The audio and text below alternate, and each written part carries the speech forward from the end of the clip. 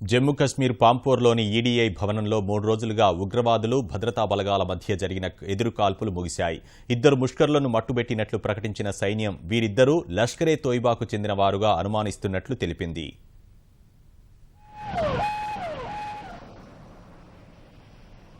శ్రీనగర్ జమ్మూ జాతీయ రహదారి పక్కన ఉన్న ప్రభుత్వ భవనం ఈడీఐలోకి చొరబడ్డ 2 ఉగ్రవాదులను భద్రతా బలగాలు మట్టుబెట్టాయి. 56 గంటల పాటు ఈ సైనిక కార్యాచరణ కొనసాగింది.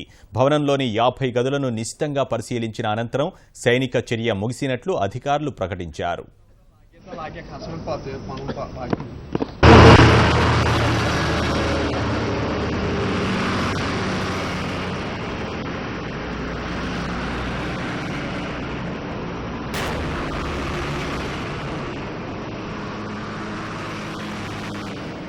ఈడీఐ భవనంలోకి సోమవారం తెల్లవారుజామున చొరబడ్డ ఉగ్రవాదులు భద్రతా బలగాల దృష్టిని ఆకర్షించేందుకు హాస్టల్ గదిలోకి చేరి అక్కడ ఉన్న సామాగ్రికి నిప్పు మట్టించారు.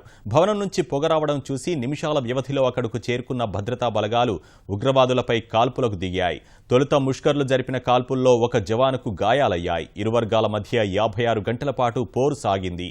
ఉగ్రవాదులను మట్టుబెట్టేందుకు ఎలైట్ పారా కమాండోలు కూడా రంగంలోకి దిగారు.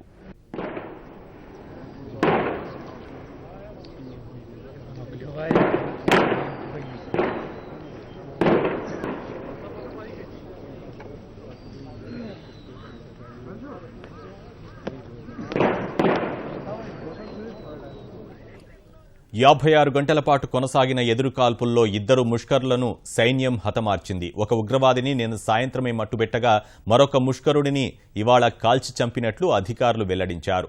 ప్రాథమిక సమాచారం ప్రకారం ఉగ్రవాదులిద్దరూ లష్కరే తోయిబాకు చెందిన వారుగా అనుమానిస్తున్నారు. భద్రతా బలగాలకు భారీ ఎత్తున ప్రాణనష్టం కలిగించడమే లక్ష్యంగా ఉగ్రవాదులు దాడికి దిగినట్లు అధికారులు ప్రకటించారు.